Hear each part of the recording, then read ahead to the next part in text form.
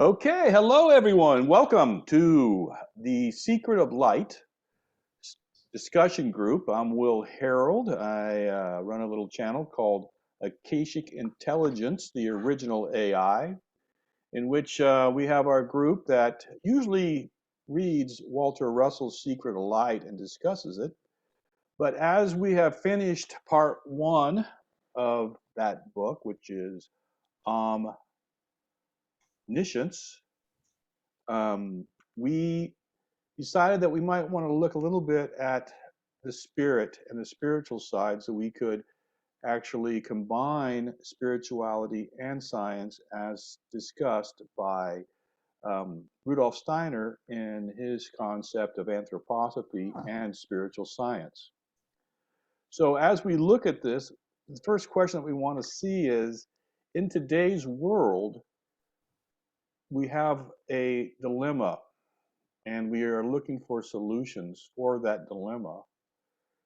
And oftentimes we might want to concentrate on science, or we might want to concentrate on ourselves, or we might want to concentrate on material means.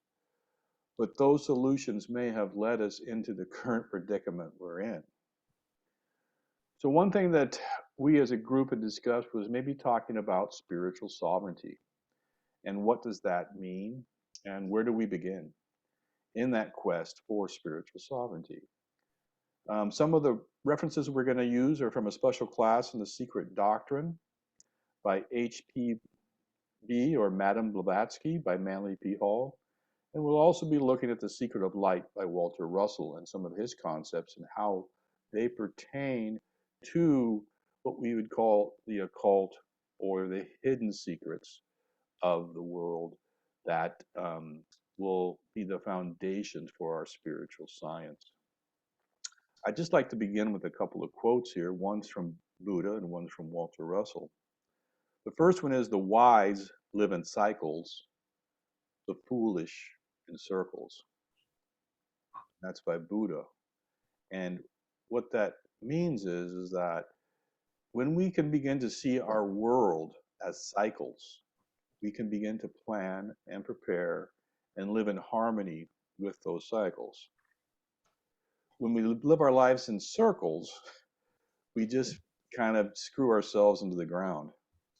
We just keep doing the same thing over and over again from beginning to end, from beginning to end. And it is kind of like what they say the definition of insanity is, when you keep doing the same thing over and over again, expecting different results. That's a circle. We can't live that way. We must look at our lives, as Buddha says, in cycles. And the second quote's from Walter Russell, which is, "In the wave lies the secret of creation." And as we've discussed in previous videos, if you want to go back and look at some of those videos, Walter Russell discusses the wave. And in the wave, there are cycles. There are both positive and negative cycles, or, yin and yang cycles, or so on and so forth. And so Walter Russell also is about cycles. Any comments on any of those quotes before we get started?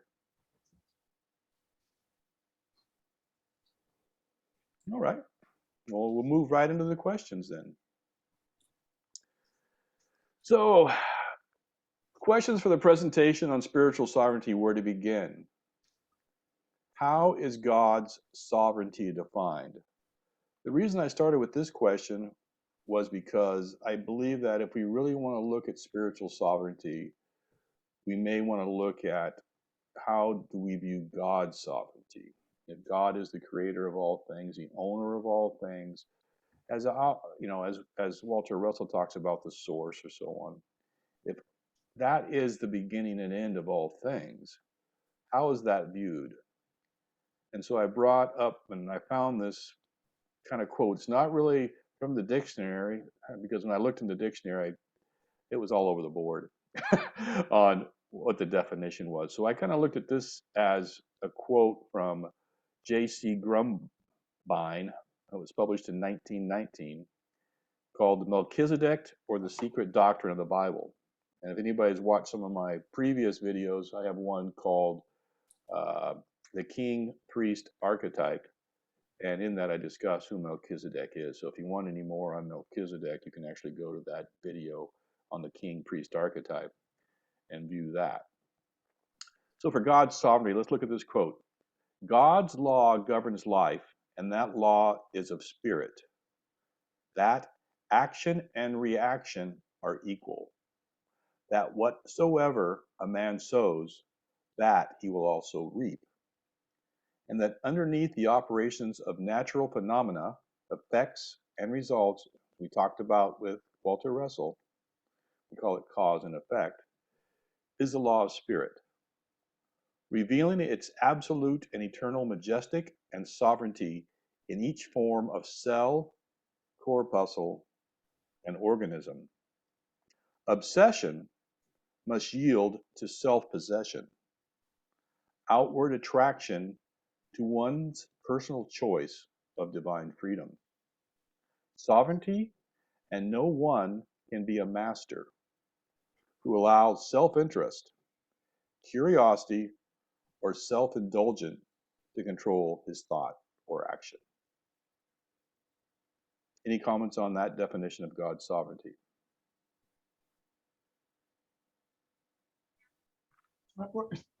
What is the obsessions must yield to self-possession? That's related to God's sovereignty? Yes, well, what it is that once we actually focus on God's sovereignty, we no longer obsess over things. We have to actually control ourselves, right? So that's self-possession. We are in control of ourselves through God, through the sovereignty of God. It's like when we talked about Russell, and he says that once you begin to focus on God and focus on the knowing, focus on the will, focus on the desire. So our desire now is for self-possession, which is to stay in alignment and in control of who we are. We don't let our electric mind, our sensing body control us. The sensing body is really what causes our obsessions, right? We want more, right? We want to feed the sensing body. And so those become our obsessions. So those obsessions must yield to self-possession, which is self-control. Kind of another manifestation of the internal outward, internal external dynamic, and kind of what you were alluding to there, Will, that we're always looking. I shouldn't say we're always looking. There is a problem in the world today. Doug, you were talking about this earlier, where we're always looking for somebody else to go fix the problem rather than solving it ourselves. And we see this as a conflict in, I guess, the Bible. As I understand, I haven't read the Bible, but what I found so interesting was that idea of the book of Thomas, where the message was very different from a lot of the other teachings of the Bible, where God is an external concept. And Thomas flips it around and says it's internal. So it's all this same dynamic, I feel like.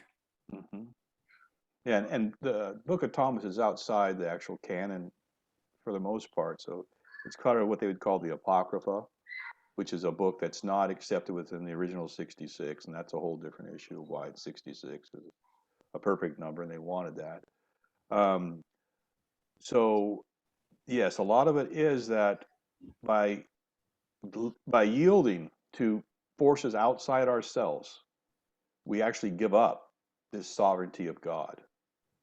And so once we make that switch to where we give our power over to external forces, or even to an external being that is not part of us, what Walter Russell says is that we are divine, right? We are not God, as we've talked about earlier. God is the ocean, and we are a drop of that, but we are divine. And so as we focus on him, we actually focus on ourselves. So we are not looking outside of us. We are looking for the part of us inside ourselves that gives us this sovereignty. Any comments on that?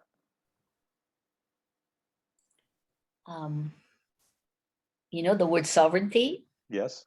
I've never seen it used in the context of, I guess, the higher will or the will of God, or never, just so you know, Okay. I'm just looking at what you're saying on this page here. And it's not that, I'm just saying sovereignty. I know it's big. Everybody's talking about sovereignty, but it may mean a lot of things to many people. Hey. So it's just a comment. Like I'm just, to me, sovereignty comes from the people that are more from the array to do with law and natural law and all this. It's a word that's used a lot right now. I know that. But anyway, I know what you're getting at in here. I'm just telling you. I guess maybe that word is used in the Bible or something. Is that what it is? It's actually also used in occultism. Again, and this is God's sovereignty. This is not man's sovereignty. The next slide we have is man's sovereignty definition. So any more comments, or we can move on to that slide next? That's question 2. Okay, let's move on to question 2, which is, how does man define sovereignty? Or what I would call earthly sovereignty. Now this one was easier to find. It was actually in the book. I usually use Merriam's Webster's dictionary, just because I find that it seems to have, I guess, more definitions that are in line with how I've been taught. Maybe it's because I used it in school, I don't know. But so earthly sovereignty is the definition of sovereignty is a supreme power, especially over a body politic. This is something I think that maybe Giselle was alluding to. Freedom from external control, a controlling influence, or one that is sovereign. So I kind of picked this up from another definition I was reading. Was sovereignty reemerged as a concept in the late 16th century, a time when civil wars had created a craving for stronger central authority. So these civil wars were causing fear, and they wanted to have more central authority. When monarchs had begun to gather power onto their own hands at the expense of the nobility, and the modern nation state was emerging. So we have the idea that they had the monarchs or the sovereigns, as they might be called, nobility, are beginning to take the power away from the nobility, the feudal lords, and they're beginning to consolidate that power into sovereignty. So then sovereignty, a government which exercises de facto administration control over a country and is not subordinate to any other government in that country or a foreign sovereign state. And that's from Stroud's Judicial Dictionary. And so as we begin to, so the top part is from Merriam-Webster, the bottom part is from Stroud's Judicial. And when you start getting into a lot of these sovereign law aspects, a lot of them go back to the law dictionaries because that's where they're rooted. But these two definitions are very different. One, we're putting the sovereignty into God and into ourselves because we are a part of God. And the second one, we're putting into man and into the body politic. Any comments on that? Sounds like they're just the opposite. Well, they're different paths for sure. Okay.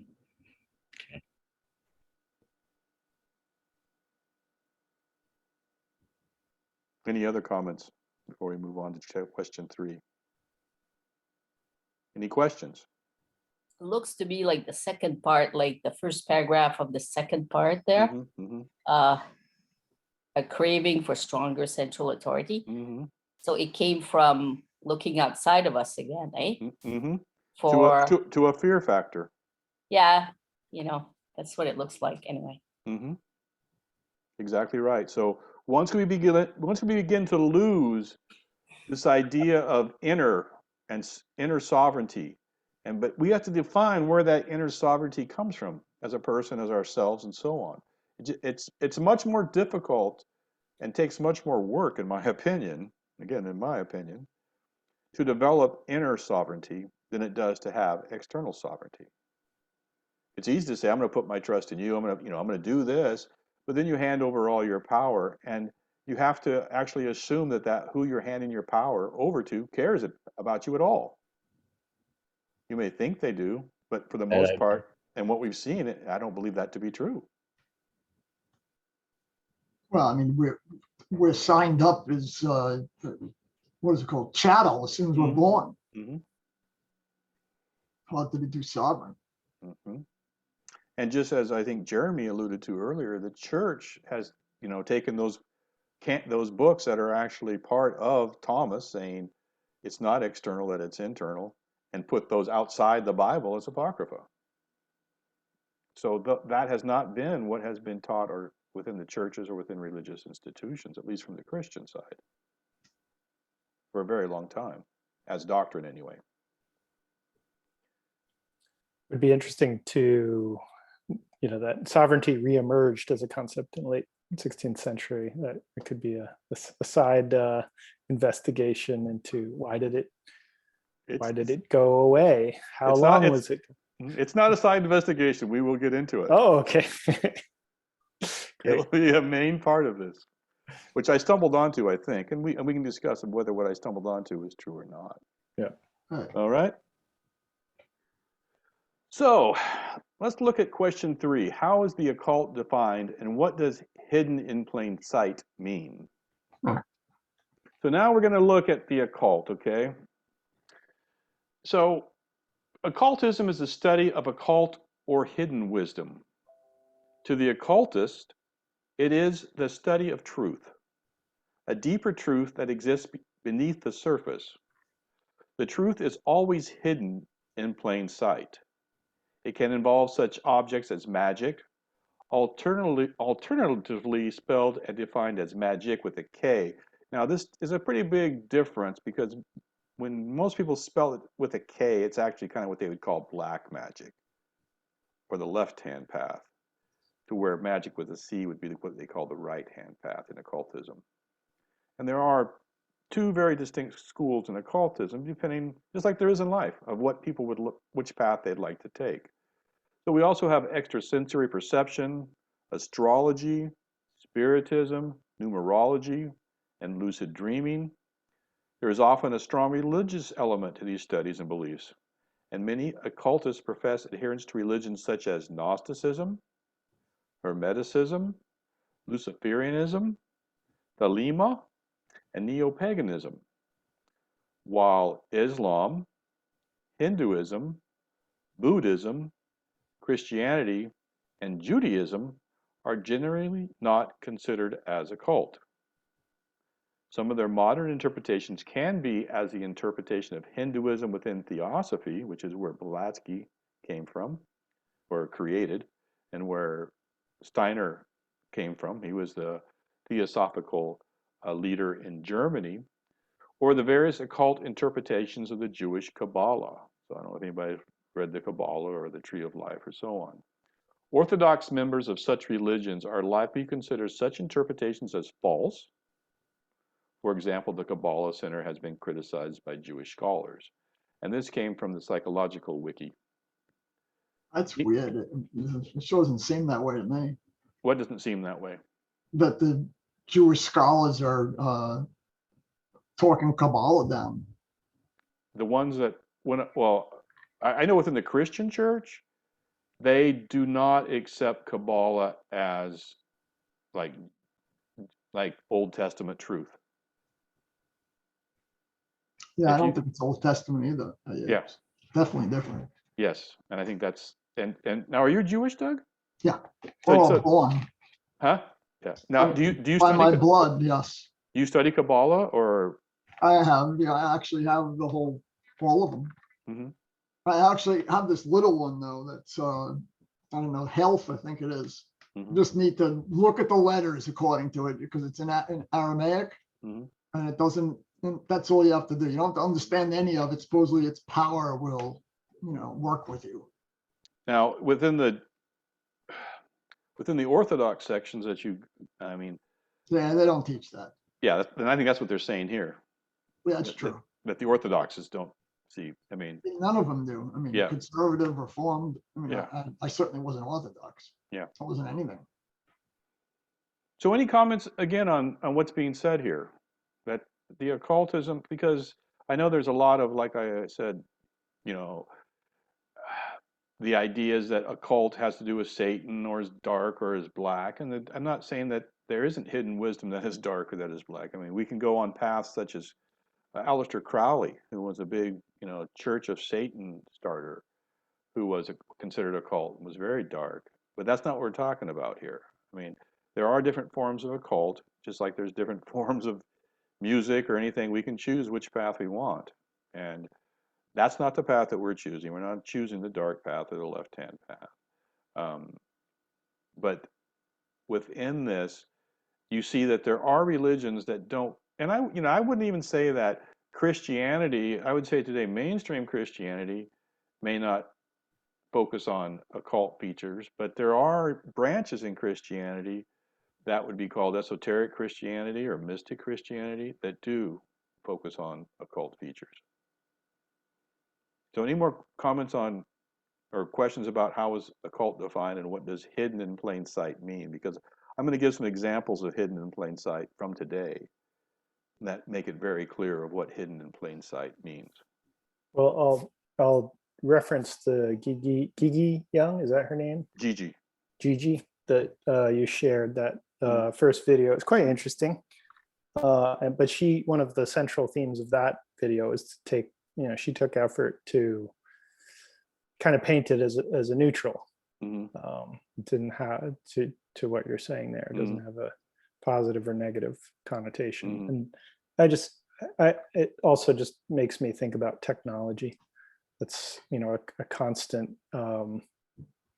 challenge for people as we see how it's invading our lives. And there's this kind of feeling that technology has an inherent enveloping darkness to it, but that's throwing the baby out with the bathwater. From my perspective, it's just a neutral tool, and it bringeth and it taketh away, or giveth and it taketh away. Well, I don't know how neutral it is, but that's okay. Yeah. Well, there's, I love movies, and that's why we're going to look at a movie here later. But there is a movie, and there's a line in Jurassic Park that Jeff Goldblum says, which is, just because we can doesn't mean we should. And we should actually look at what are the implications of what it is we're doing. Just because we can doesn't mean we should, right? And I even know that within Steiner, I was listening to him talk about when the locomotive first came out, they had certain metaphysics and different people say what they thought about it. And some of them said that the waves that the locomotive were going to create by going at that speed were detrimental to humans. Not so much the ones that were in it, but the ones that were standing next to it.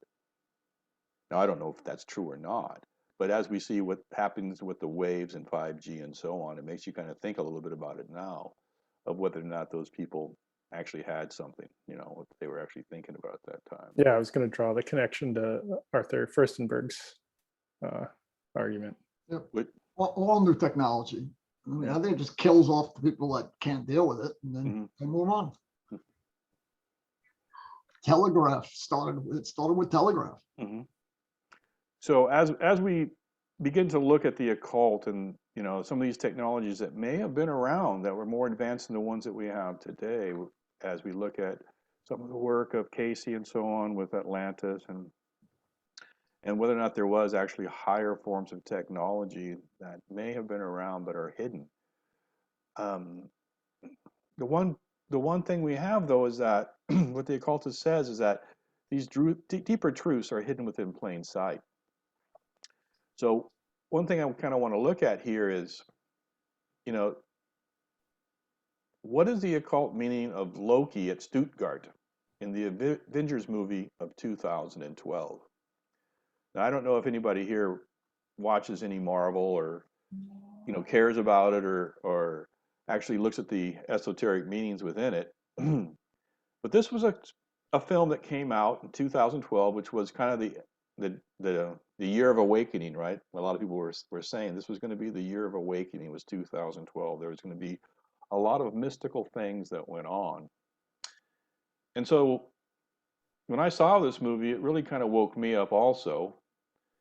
And I didn't know if I was going to share it or not, but the one thing I did see was that the release date was on my birthday. So that might be spirit talking to me a little bit about maybe I should show it. Boy. But this was a movie that had a domestic gross of $623 million and a worldwide gross of $1.5 trillion. Million. No, a billion, excuse me, billion dollars, sorry, $1 billion. And who knows how much, the toys and the other, ancillary products also made from this. So this was a pretty large deal. And the scene we're going to see is where Loki, which is over here on the right-hand side here, who, if you look at the definition, was a trickster god, born of Jotun ancestry. So, per the story, Loki is a frost giant. So he is of the giants, the Titans, things that we've talked about that, often people talk about the giants. He is also, a Jotun is like an angel within the Odin or the Norse traditions. So Loki's a trickster. He likes technology. He likes magic. That's what Loki's all about, okay? So Loki is a trickster god born of Jotun ancestry, but accepted among the Asir as Odin's adopted brother. Now, in the movies, he's actually Odin's son, but he's actually the brother, okay? Father of the monsters Fenrir, Hel, and the Midgard serpent, and the instigator of Baldur's death. Now, no one knows who Baldur was. He actually was killed by mistletoe because it was a plant that was not of this earth. And there's a very good story that Steiner tells of Baldur's death with Loki, if anyone's ever interested. But Baldur was also kind of the archetype of Christ within the Nordic tradition. So there's a lot of things going on with Loki, and here's a picture of him from the movie. He's got his horns, he's got the horns of power. And the things I want you to look at in this movie are view it as a virtual initiation. Okay, when you listen to Jordan Peterson, he talks a lot about that we no longer have initiatory rites, within our culture. I believe we have thousands of initiatory rites every day. I believe that they're in film. I believe that they're in many aspects of what we see today. We don't recognize them as initiatory rites, but they are virtual initiatory rites, which, whether they're real, whether I have to go and kill the bear or I have you killing the bear, my emotions know no difference. My body may, but my emotions and my other subtle bodies do not. So we can go through what I would call virtual initiations by viewing content and having those feelings within our other subtle bodies. So what I want you to view as we look at this, I want you to view this as when Loki comes as God the Savior arrives, okay? He uses great shock and awe of technology. He demands to be worshipped. All humans want to bow down to authority for simplicity is what he says. I want you to, as we watch this, watch it. What? Freedom brings sorrows. He says, look to your elder, which is a Jewish man. He's saved by Captain America, who says, the last time I was in Germany, we had to... But then notice that Captain America wears red and blue for red shift, blue shift, and also white light, right? Red, white, and blue, right? And a star. And he also uses a shield as a defensive weapon to protect the man. He has no offensive weapons of his own. He will throw the shield, but he uses the shield to protect the man as a defensive weapon, not as an offensive weapon. So this is about a 3-minute clip here. Let us go ahead and watch this. Okay, there is a little bit of loudness to this. So if you have your headphones on and there is a little bit of violence, but no one dies, it's just a car getting blown up. So let's watch this. So what this is Loki is coming to Stuttgart, Germany, very important of why they chose that city. And let's watch this.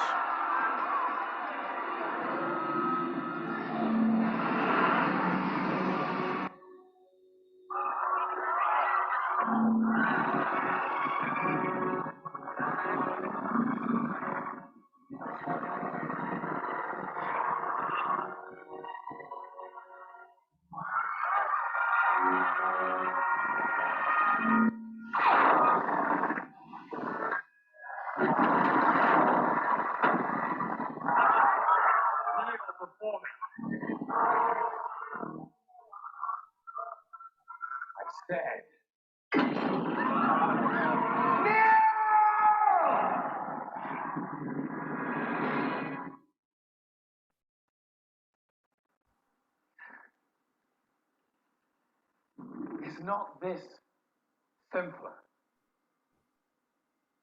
Is this not your natural state?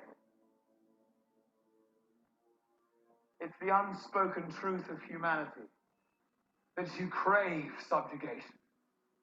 The bright lure of freedom diminishes your life's joy in a mad scramble for power, for identity.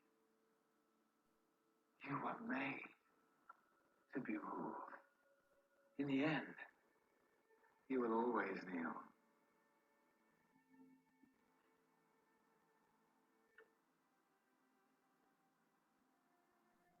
Not to men like you. There are no men like me. There are always men like you. Look to your elder people. Let him be an example.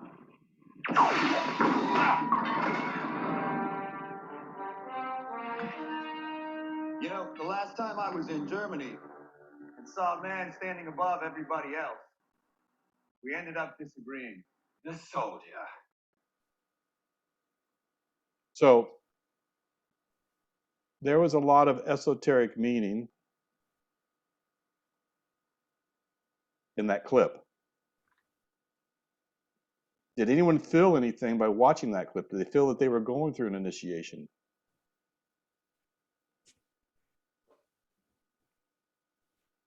That they were coming face to face with a God who was telling them to kneel? Was there anybody in the clip that you actually like identified with?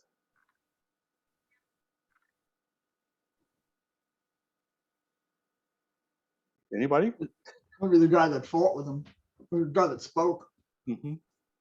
Did you notice how that man was looking away from in the crowd? Yeah. He was not focusing forward. He was not following the crowd. He was not focused on that. Where was he looking? He was looking across. He was looking perpendicular to Loki. So not directly at Loki. No, Until he turned to Mhm. face him. Yeah. until he turned to face him. So that he wouldn't be in a hypnotic state. Mm-hmm. Mhm. Because we know it's the power of those words, or it's like an order. It's, well, the fear. I mean, they showed the people like, Mm-hmm. Anyway, the surprise effect, and they blow up the car at the beginning to kind of, what's happening now? Big scene there. Did anybody see what car was blown up? The police. Mm-hmm. Yeah. Well, it's they. Anyway.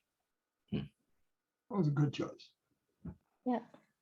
The only thing is Loki is not the sick. It's not this guy, but in the opera from Wagner, Mm-hmm. Loki is the fire god, Mm-hmm. gets called, to put a ring of fire around the Valkyrie. Yeah, well, that's this Loki. Yeah. He's also a trickster. Mm-hmm. He was there when they stole the ring, Mm-hmm. Blah, blah, blah. So anyway, this is the new version. Yeah, this is it's not this exact version of Loki. No, but- I know, but they use the same word, Loki. Mm-hmm. You said he was his Odin's brother and son. I thought it was Thor's brother. No, that's in the movie. He's Thor's brother. In the actual Nordic mythology, he's actually Odin's brother. Oh. Thor's uncle. He's not Thor's brother. That's kind of what they did within the Marvel series to make it, Thor better, I guess, to have that. He's Odin's uncle or is Thor's uncle? Thor's uncle, Odin's brother, adopted brother. So Just one thing, Will, that you called out how the man was looking away, and quite interesting about that. And it reminded me, if anybody, this is probably the crowd that would have seen one of, I think it was the most recent Alpha Cast, or one of the most recent, with that woman, that black woman who, the medical doctor. Yeah, Jennifer Who's the- Daniels. Jennifer Daniels, yeah. And she's down in Panama, I guess, right now. But one of the, I didn't catch the whole thing, but one of the parts of it that struck me, and it reminds me of a lot of different ways I'm thinking about this current situation, is how we just have to stop giving them our attention, you know, and whether it's, and there's a lot of different ways that you can interpret that intention, whether it's financially and, you know, backing out from the way that they're sucking taxes and all this out to support all this garbage, or whether it's even just something like changing your focus to be somewhere else. So it's like it's just noise back there. And she seemed to emphasize that aspect of shifting her attention, and how it basically it just stopped being part of her world with that simple shift. So yeah, I like that you called that part out. And that's kind of where this gets a little bit, you know, esoteric too, because when the man focuses on Loki, you actually see the fright in his eyes, right? And Loki focuses on him, is going to make him an example.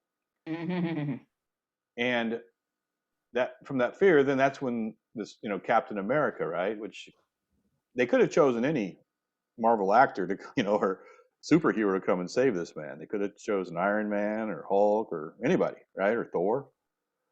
But they chose Captain America, right? And that may be, you know, a little bit, like I said, he has the red, the blue, right? It is America, it's freedom, you know, it's a different energy coming to save this man. And that could be the energy that we need, right? To actually overcome these forces, is that idea of personal sovereignty and freedom, because we are afforded a lot of freedoms through our Constitution, through the way this country was set up, and that the resonance that we carry. And again, I'm not saying that we need documents, but the resonance that we can put into documents, the resonance that we can put into things, can become very powerful. I think I bought a book about America from Manly P. Hall. Right? Didn't he have a couple of them? And yeah, and actually Steiner has the book called The Philosophy of Freedom, which is a good read also. There's some different names for it too, but it's kind of hard to find sometimes, but there are some lectures on the philosophy of freedom that are really good by Rudolf Steiner that I think are good and meant for this time. So I'm gonna move on to what actually happened in Stuttgart in 1933 next. And it's funny that they actually chose Stuttgart and made reference that was the city in which you know, Loki is in, because in February 15th, 1933, there was somebody else who showed up in Stuttgart for the first time. And his name was Adolf Hitler. Right. Yeah, that's a good point. And he came, and he was the politician. The savior arrives, very similar to God arrives.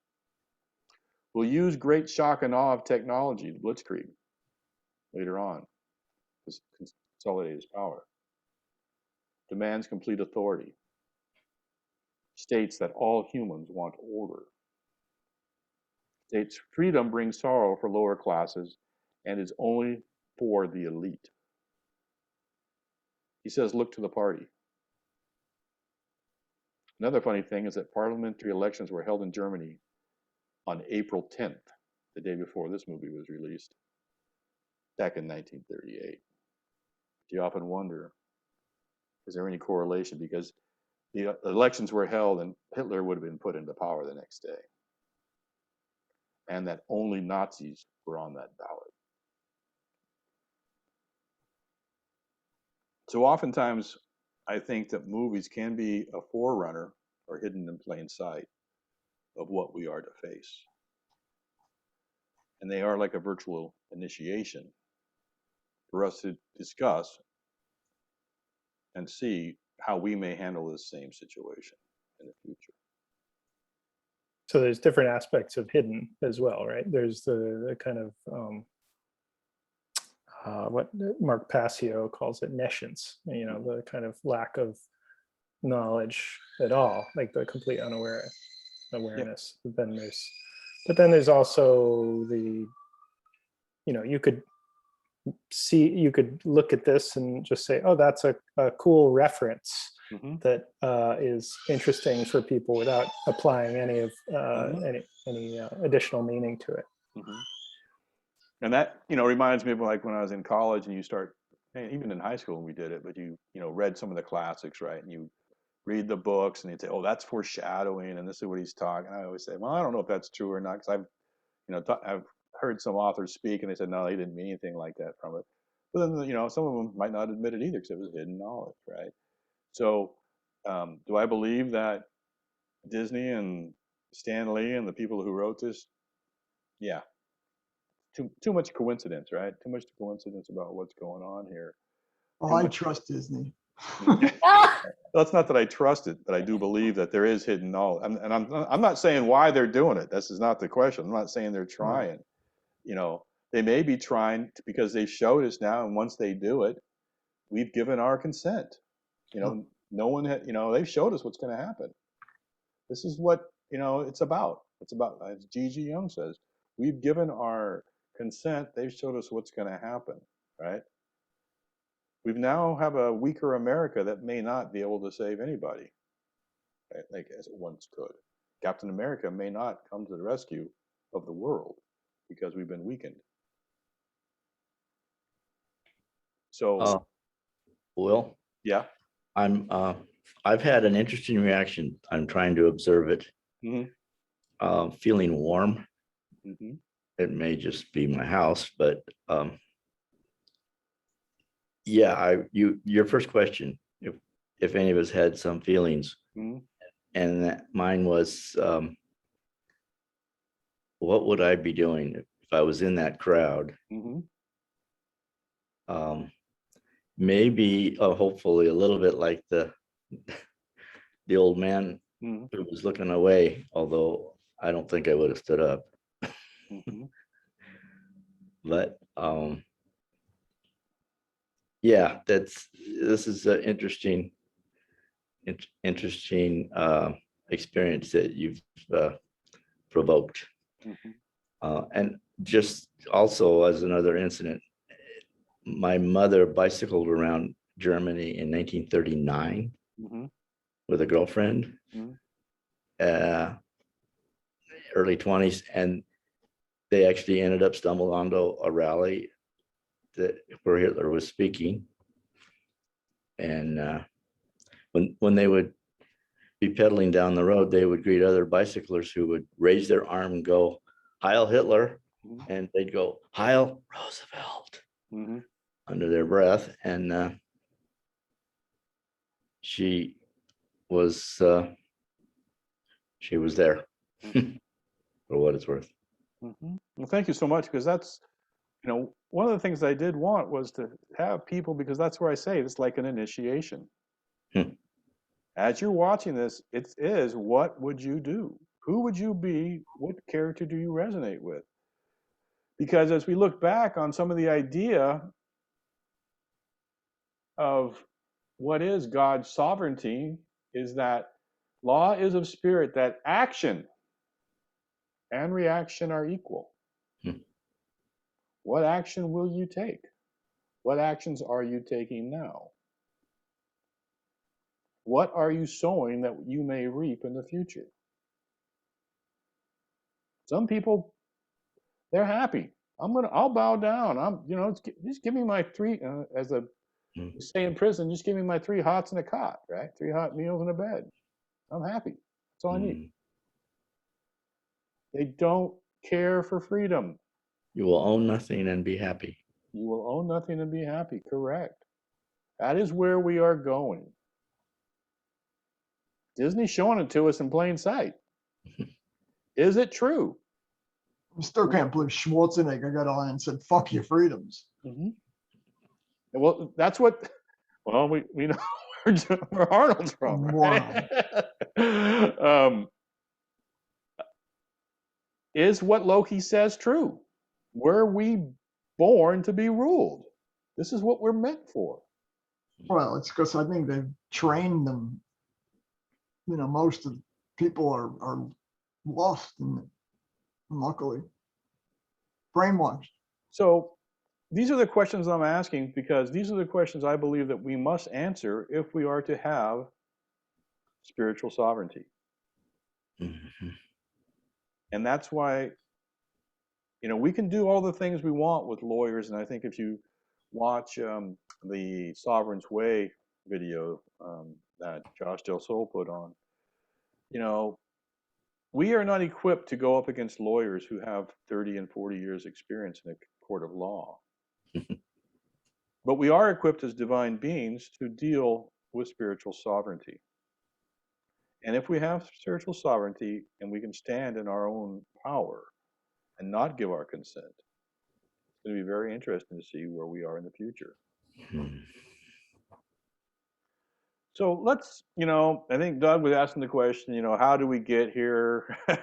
What happened? You know, I think we also, you know, Jeremy talked a little bit about, you know, the side thing. So do men want to be ruled, right? That's one of the questions that Loki threw out there. And, you know, I don't know. I mean, they said 54% of the world had actually viewed that movie of adults. That's quite a bit. 54% said they wanted to be ruled. No, it said they had watched that movie. Just watch I'm just saying how, you know, how many people actually want to be ruled. So in this, I said, look no farther than Israel. So Yeah. Jeremy said it. He hadn't read the Bible. I've read the Bible many times. I know the Bible better than I do occult for sure. Okay. So what this made me think about was the story of King Saul. And in this, in case you aren't aware, is that Israel rejects God and insists on a king. And this is from 1020 BCE, right before Christ, before the Common Era, as they say, but BC. And what you have to understand is, before we get into this a little bit, is that after Moses led the people into the Promised Land, which is, you know, the nation of Israel, or the area of Israel, or whatever you want to call it, God's land, he was instructed by his father-in-law, Jethro, the Midianite, who also showed Moses where God lived, which is on Mount Sinai, when asked. It was not the Hebrews who told Moses where God was. It was Jethro, the Midianite. And he also told Moses how to govern, and that was through a series of judges. And so the Jews, the Hebrews, they weren't Jews, and I don't believe they're called that. The Hebrews had no king. Moses was not a king. He was a leader. But then upon his death, because Moses was not allowed to go into the Promised Land for various reasons, they set up an institution of judges. And Samuel was one of these judges. And within this system, you would go before the judge, and the judge would rule on your matters. And each tribe had their own judges, and each one kind of ruled in their own way, and each tribe. And so it's kind of a very localized government based on your family, based on your culture, based on, you know, what tribe you belong to. And there were 12 tribes of Israel, actually 13, but we won't get into that right now. So each tribe had its own judge. Well, as Israel, they were only used, the judges were only used to eliminate controversy. Yeah, to eliminate controversy, correct, between two people. I mean, or between families or whatever, yes, but only that's what they were judging on. It wasn't like they had some law or you broke a law, because if you broke a law, people would take it into their own hands. They had the things called the redemptor of blood. Like if I killed your brother, then you would be called the redeemer of blood, I think, and you'd go after me, and I could go run to what they call a safe city. Whole different structure of law under the Hebrews. Whole different structure. So the Israelites are living under this this system of judges, and they are becoming stronger and wealthier and so on, and their enemies are beginning to look more powerful to them. Again, let's get back. What causes people to want authority? An unseen force from the outside that we're worried about. Okay, real Fear. or not, real or not, you know, we're looking to the future in fear, right? As I said, when we look to the future, it usually is fear we look forward with and despair we look back with. That's pretty much the way it works. So I set that up. Hopefully everybody understands what I'm talking about. That the Israelites are under a judge system where each tribe has its own judge and they're appointed and so on. And they're the righteous men, they're the godly men, or so on. But see, when Israel was still a relatively young nation, the people began to be discontent with their lack of a human leader. So right here is telling you that they're discontent with a human leader, right? I mean, they're discontent they don't have one. Part of that came from envy of other nations who had kings, but there was also a belief that having a human king would make Israel look stronger to potential enemies. Now we know that by having God on your side and the Ark of the Covenant in your temple is not strong enough, that if we actually put a man there, we're going to be looked much stronger than any of that, correct? I don't think so. Don't think so, right? The elders brought this request to the prophet Samuel, and Samuel was like the head of the prophets at the time. They said to him, "You are old, and your sons do not follow your ways." So this is telling us something right here, that the people are actually losing faith in the judge system because what they're seeing is that the younger generation, the ones who are to follow, the ones who are to take over, are not going to be competent. So it's actually that system is failing because, and when you read the Bible, you can see why this happened. Some of it was Samuel's fault that he didn't, raise his sons properly. But they're seeing that their system is failing. So they say, you're old and your sons do not follow your ways. Now appoint a king to lead us, such as all the other nations have. Again, looking out. But when they said, give us a king to lead us, this displeased Samuel. So he prayed to the Lord, and the Lord told him, listen to all that the people are saying to you. But it is not you that they have rejected, but they have rejected me as their king. So they rejected the Lord.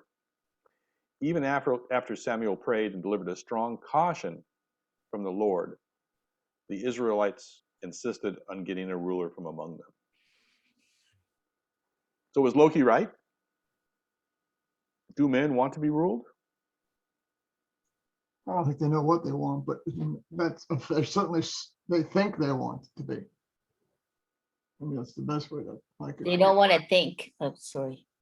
I guess they ahead. don't want to think, eh? Mm-hmm. Yep. I mean, they get kind of, well, they're looking out to other nations and they Oh, want they to like be government. they want to be powerful like them. They're starting to, well, it's starting to deteriorate. That's what it is. Like Mhm. you see the pure love, like this Samuel, he knows, but there's only so many of them. And Is it right to think of man as homogenous in that way? That there is a way? I mean, there's a lot of variation and a lot of different beliefs. I mean, certainly some. I think I would agree with the basic question that some people do want this. I think And it's then- trained and then- into them. I don't know if they really have any idea what they want. Well, the thing that's not being told here is that Saul actually fails as king, and David is then appointed, who was actually the one chosen by God. But the people wanted Saul because he was tall, he was handsome, Okay. he was very much a pretty boy. You know, he looked like a king, right? I can remember when President Obama ran, and a lot of people would say, "Well, he looks presidential," right? It didn't really matter what his policies were, but Saul looks kingly, right? And that's why we want him. He was a failure as a king, and then David came on later, and Israel prospered because that was God's choice. But David, they didn't want. I thought David didn't want as a king either. I mean, No. because he's still a king. Yes, they preferred Saul, and Saul was the first king of Israel. Then came David after he slew Goliath.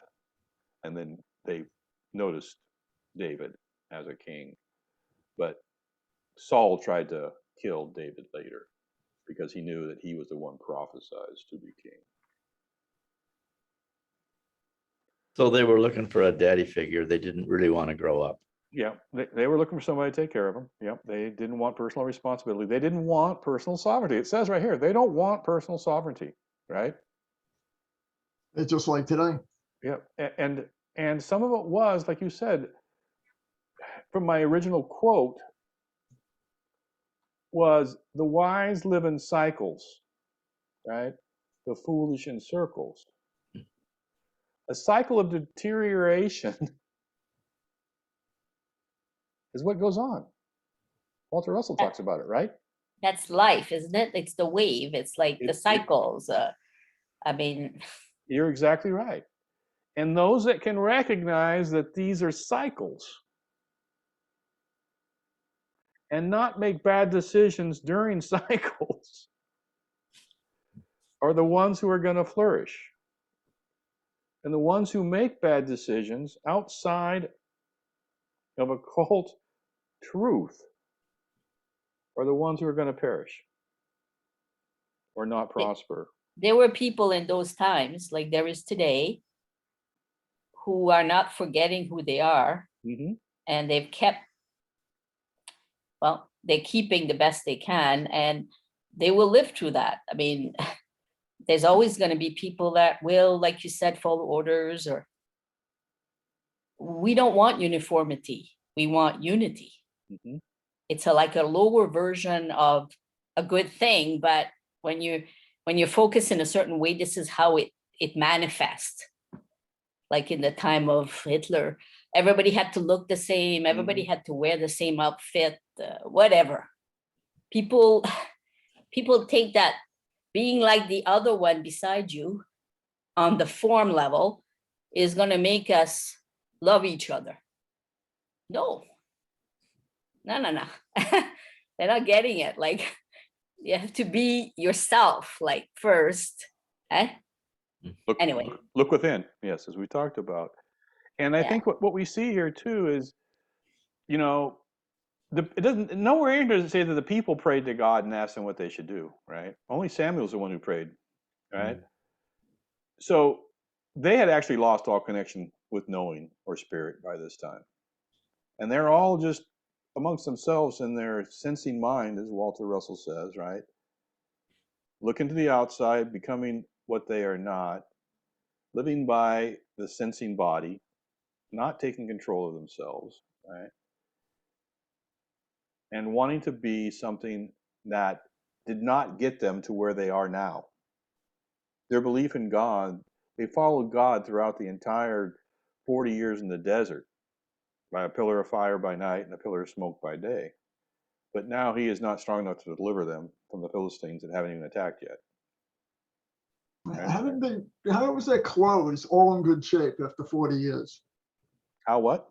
Their clothing. How did they still have clothing after 40 years in the desert?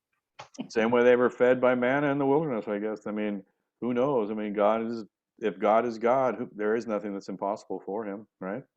Well, Doug Vogt says that they used the Ark of the Covenant to restore. Actually, they only were there for like 40 days, and they zapped it into like a time thing. Could be. I don't know. Good story. Yeah, good story.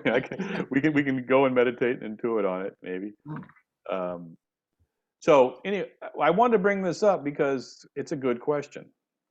Does man want to be ruled? And then we have to bring it down to, not does man want to be ruled, but what do you want? Just as Brian said, as you went through that virtual initiation of Loki and Stuttgart, what is your answer? What would you have said to Loki? Would you have stood up? Would you have just thought it and not looked at him and tried to ignore it? Or would you have been like Captain America and jumped down and actually became the soldier, became the warrior? What is it you would have done? I like what Jeremy said. Well, made me think of attrition. That's something I learned about. If you want something to let go of it, you put your attention somewhere else. That's called attrition. Yes, there is those corruption out there. There is these things happening, but focus on a constructive thing, and those will disappear by attrition. So anyway, that's what I thought when, like, looking. No, but if everybody just walked away, Oh, I know, but yeah, well, the power of the gang would be something else. yeah. Now, there is warriors, don't get me wrong. There are people to come here to destroy, but to construct at the same time if they're higher enough. So there's all kinds of people that we need. But anyways, attrition is big. Like, if you can not get distracted by all this and focus on, yeah. And I think that was the one thing, is that Captain America did not show up until he had to defend something. I don't know the story, so I don't know. Captain Yeah. America just showed up. So Yeah, but he I'd showed have up. to see the movie. Yeah, but in clip, the clip, I mean, he showed up when right before, yeah. something was actually going to physically happen to him. So Okay. the warrior may only need to show up. We as warriors or as defenders may only need to show up when the actual threat is there. As with the Israelites, they're looking to the future. They're looking to the Philistines in the future. There is a story that Sadhguru tells about that there is a man who was hungry and he was sitting under the tree and he was thinking of food, and food showed up. And then he was thinking of people and people showed up. And then he was thinking of a god and a god showed up. And then he was thinking of a ghost and a ghost showed up and he became afraid and he thought the ghost was going to kill him, and then he died. So there's a lot of things that we can manifest in our brain by thinking about it that may or may not be there. But as we begin to focus on them, that becomes our reality, just as Walter Russell says. So I think within our sovereignty, we have got to look within ourselves and not look to fears that are external, that even haven't happened yet, but we're just afraid of, that are ghosts. As to Jeremy's point that there's had to have been at least a few folks that weren't in the Jewish asking for a king. Maybe, just as a side note, maybe those are the folks that wrote these stories down later. I mean, and that's what they call the remnant. And within the Bible, God always saves a remnant of his people. Or a witness, is that it? Like No, it's actually what he calls it. They call it a remnant. They actually call it a remnant of. I'm not familiar with that word. A remnant would be like, say, at the end of a bolt of cloth when you're sewing. It would be what's left over. Well, And- it would be the pieces that you cut out, but yeah, it's good. Yeah. What Okay. remains? Oh, the rem. Okay. So so God saves this remnant of the faithful to carry on, and that happens over and over again throughout the Bible. There's always a remnant that is saved. So hopefully everybody's getting to where I'm going here, and I'm not. Yeah, I get there. Yeah. So let's look at what the next question is, right?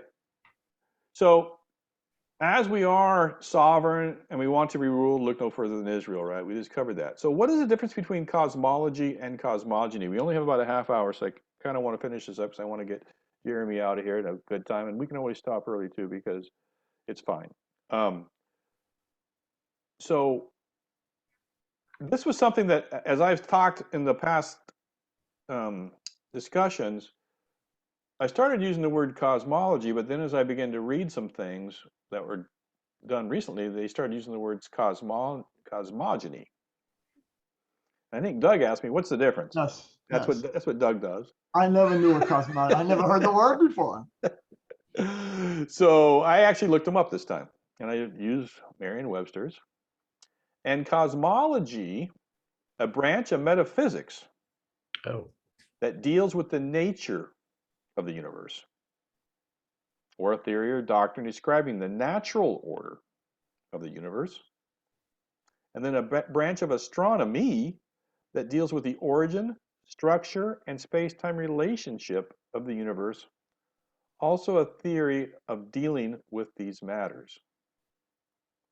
And the one thing that cosmology encompasses, which I think Manly P. Hall talks about in some of his lectures, is cosmology deals with the why and the purpose of the universe. Why are we here? What is our purpose? Why is the universe created? What is its purpose? In science, you don't ask those questions. Science does not care about why are we here. They don't care about our purpose. They just want a theory, right? They just want a theory of how it was constructed, not why. So within that, when I started looking, then I looked up cosmogony. And it's really, there's no purpose. The definition of cosmogony is a theory of the origin of the universe, or it can just mean the creation or origin of the world or universe. So within cosmogony, it's a done deal. It's a Big Bang. Okay? That's how it was created. It's done. No discussion. My cosmogony is it's just the creation or origin of the universe. But not the Big Bang, though. Certainly not with Russell. Well, again, that's not what I'm saying. I mean, we're going to talk a little bit about what Russell says, okay? So, but this is a change from, a branch of metaphysics to deal with the nature to just the theory of the origin. And what's funny is I have never seen this before in the dictionary, but it says, if you look underneath here, when is the first known use of a cosmology? And it was in 1696. I have never seen that in the dictionary where it says when the first known use of that word was. I think it's a hard G. I know I'm being pedantic, but Cosmogony? cosmogony. Cosmogony. That's great. Cosmogony. Okay. So, Are you saying maybe that they're making this up? Sorry. no, we're going to... Sometimes they put words and then they make up the story behind it. No, we're going to actually look about... This is the side rabbit trail that Jeremy had asked about a little earlier. Oh, good. And so to me, when I see something like that, Spirit talks to me and says, Okay. you might want to look at why this word came into being in 1696. But before we do that, let's look a little bit at the word ology and goni, logi and goni, right? Cosmogony. So logi is attached to the root form noun, which means the field of study, okay? A discipline. So we have cosmo, right, which is the universe, cosmo, right? We have cosmology. So we have the study of the universe. In goni, we have a combining form meaning production, a genesis, origination. So within cosmogony, it's just the origin of the universe. There is no study of it. It's just what it is. It is the origin. There is no study, there is no field, there is no discipline. So one of my questions was, did Walter Russell have a cosmology or a cosmogony? And from The Secret of Light, we covered this, part 1, chapter 3, page 24, is God's imagining never began and will never end. It was not created at some remote past time by some vast cosmic event, as commonly believed, nor is it condemned to a heat death by expansion into nothingness. I love that. So is there any thoughts on whether he has a cosmology, a cosmogony, both, neither?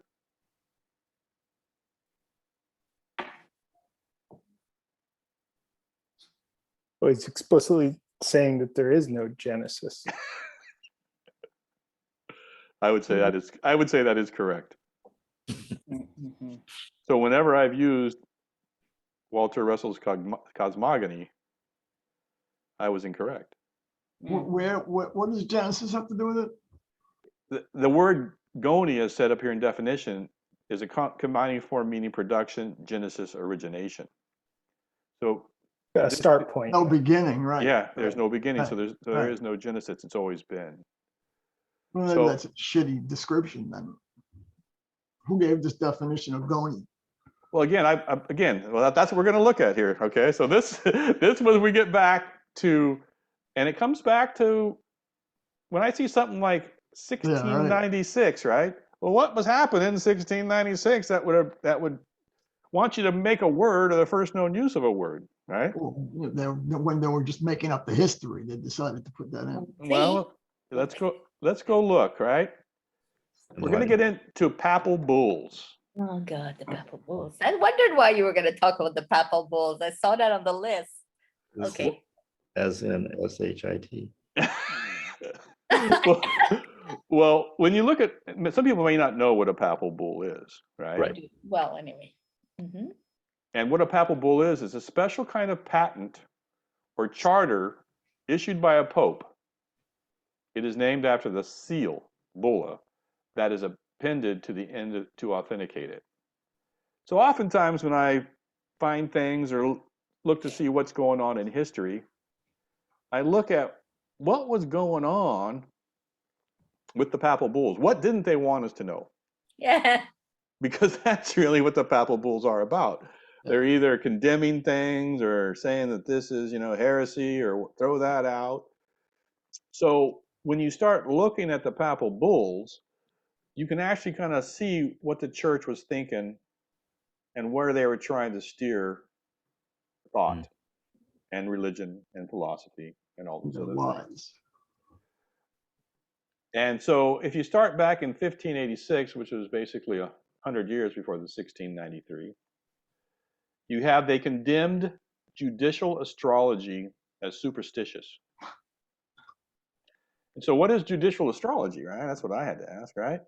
Well, it's a branch of astrology that professes to foretell the fate and actions of nations and individuals, called also mundane astrology. So would you consider judicial astrology to be a cult? That are nonsense. Does that harken back to the judges? I believe that I believe that astrology, that you can do these things through astrology. I believe that if you study astrology, you can foretell the future. You can see what's going to go on.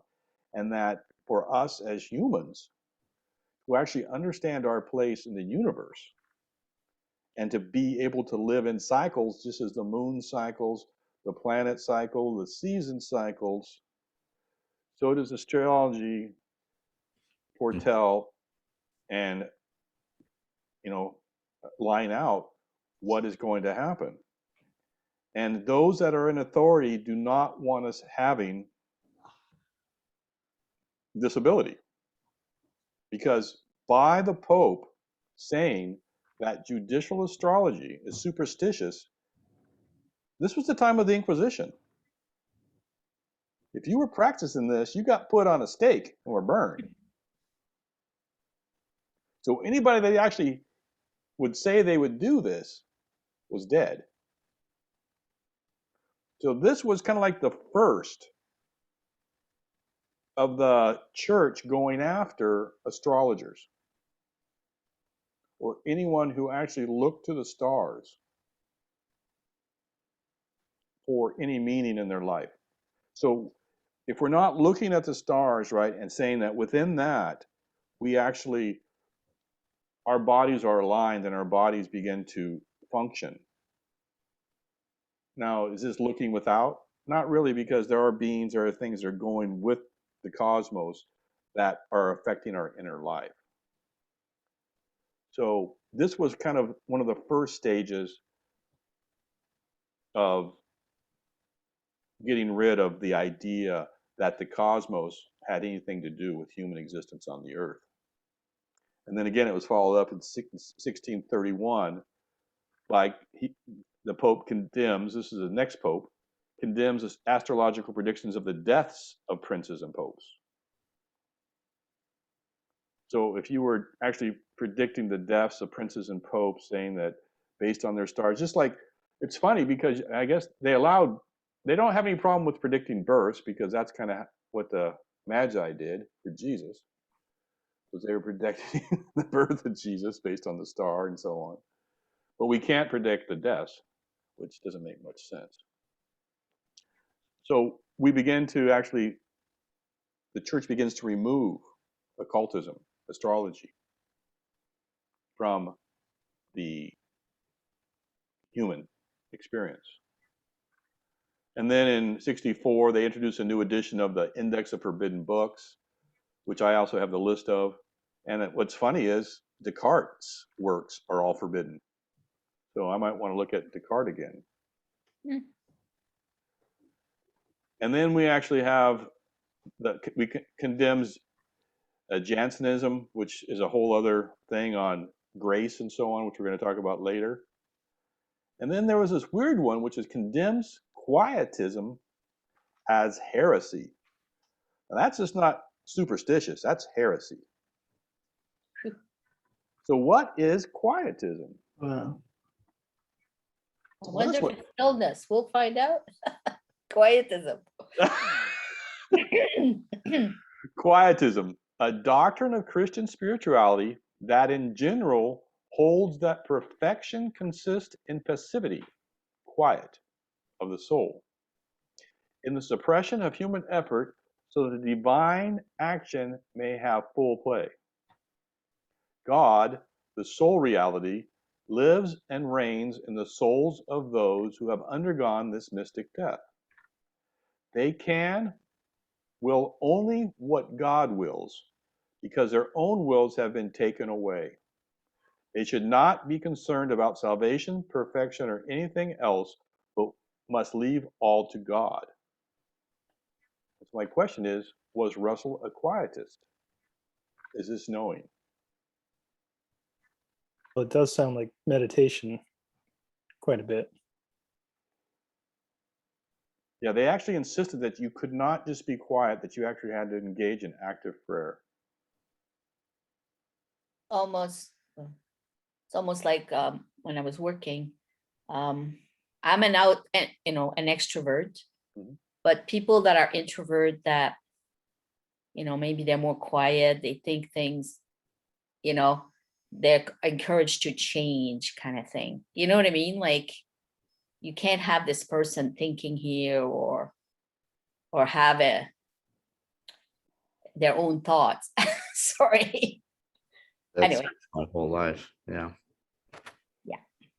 So, But I mean, I'm an extrovert, but it doesn't mean I can't do that. I'm just saying the way that they were training us at work, the attitudes that you're supposed to have, Mhm. had to do with the goals of the corporation. And that's kind of the same as with this in the church. They're saying that you can't be quiet. That to be quiet is a heresy, Yeah, that's like big. right? I mean, that is, you're going to be burned at the stake, right? If you're a quietist.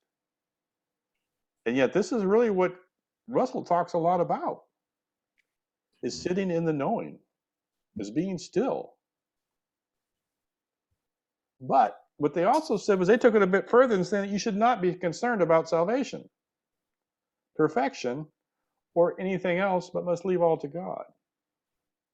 Well, that's not very much different than what my I wouldn't say my dad, but the way my mom was brought up in the Catholic Church, all I ever heard was, do not ever question.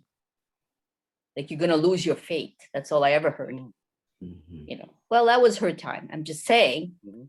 So meaning never question. Well, what they're saying here is not to question. They're saying you shouldn't be concerned about it. Concerned about it. Yeah, well. Meaning my brother. that's not your focus, right? Your focus, because if you're focused on God and that reigns in you, then all these things will take care of themselves. So when they say don't be concerned, it's not don't, to have faith, or it's more about that by focusing on God, all things will be answered, and all these other things are just distractions. I mean, I just watched a Max Egan video today that he said just basically the opposite. Don't just sit there and wait for God to save you. Get off your ass and do something. Well, that's a different thing too. I mean, again, we learn from the basic rules that action, that opposite and equal reaction, that what he sows, he shall also reap. But this is not saying don't do anything. This is saying that we look to answers from God by being quiet, getting rid of ego and self, which we talked about earlier in the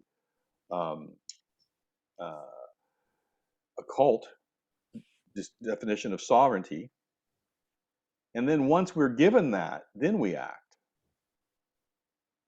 So it's not about not doing anything. It's about sitting in quietness and stillness and having God speak to us rather than us tell him what we want in prayer.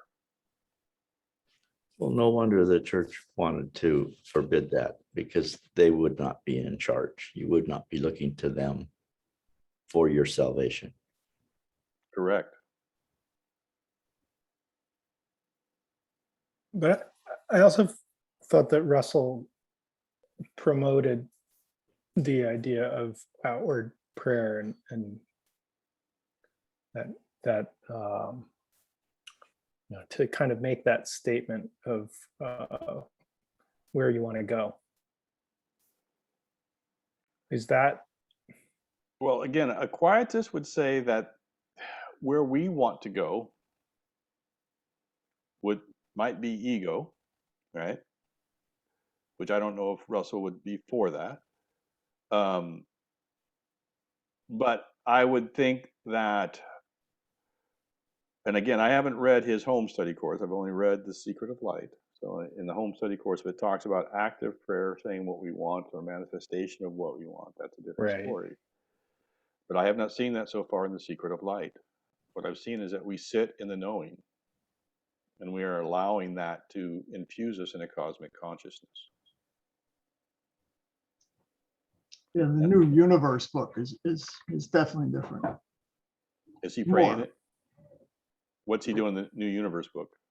Well, he's explaining, how the science works, and he wants all the scientists to, to follow through and use this new shit that he found, basically. And again, I'm not saying that a quietist doesn't do anything. That's not what I'm saying. What I'm saying is a quietist seeks God through being quiet. His actions are a different matter. Once he receives instruction or receives guidance or works within God's flow, he then would take action. But it's saying to leave all to God. You should not be concerned about salvation, perfection, or anything else. That, to me, it seems like you shouldn't be doing anything. No, yeah, I think you're confusing action with intent. This doesn't say you shouldn't be doing anything. Salvation is not something that so what they're saying is, there's nothing that you should actively do. There's no works for salvation. There's no works for perfection. Or anything else. But that, I think, isn't in regard to gifts of the Spirit, not working. I don't think that anybody. I don't think that's what they're saying. But we can get more into quietism. But to me, this is more about how we relate and commune with God than it is how we function in our daily lives of work. That's a new word for me. What? Because Quiet. outward prayer, outward mantra that may come to you can help strengthen what you will do. So no, I mean, I think you're right. It's more, how do you connect with God? How do you get your knowing and all that? But how we act it out, I think that's different. Mm-hmm. Yeah, like I said. So I mean that perfection consists of passivity, quiet in the soul, in the expression of human effort. So that within the human effort, that would be effort that we're trying to do to become perfect. That we're saying Hail Marys, or that we're rubbing beads or something like that. That we're actually just being quiet and allowing God to speak to us. We've never heard much about this quietism, that's for Well, sure. They made sure we don't. So anyway, it was heresy. I mean, it is heresy. Heretics don't live long, especially in 1687 during the Inquisition. Is this the time of Galileo and all these Yes, times? that was well, that was a little bit earlier, I think, but Okay, but anyway. this is the time of the Enlightenment. Yes.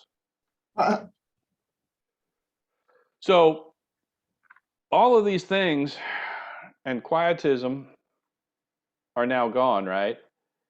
And so what's happening is, as we move forward here, the church is beginning to formulate that the occult practices that may have taken place prior to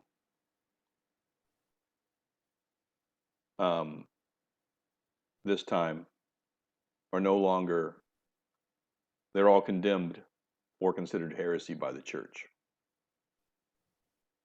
And therefore, we now begin to see the term cosmogony and not cosmology.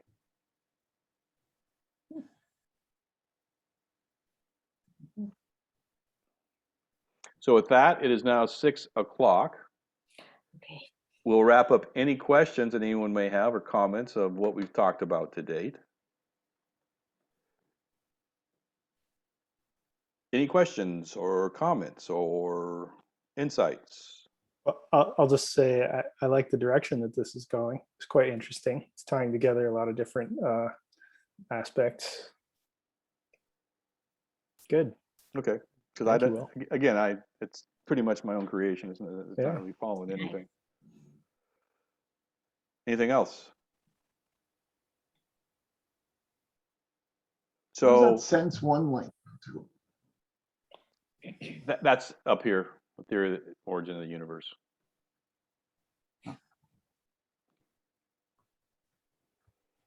So what I'd like to do, like I said, I was going to do one of these every 3 weeks. I think I'm going to do this for 3 weeks and then get back to Russell, because I'd like to keep this going.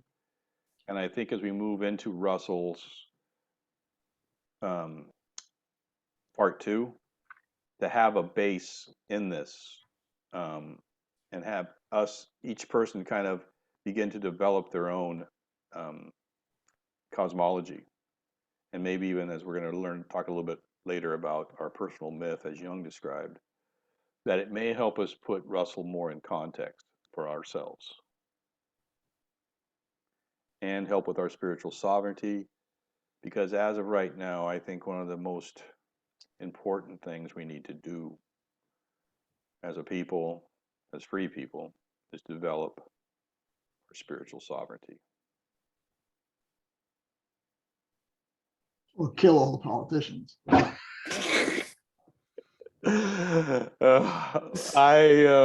don't know if that will be the answer, Doug, because at some point, I mean, that's what they did in Vietnam. That's what the Khmer Rouge did. It didn't help. So I think that our journey to spiritual sovereignty is probably better. So with that, I'm going to stop recording, and we can stay on for a little while to finish up a little talk, and then be done. Thank you.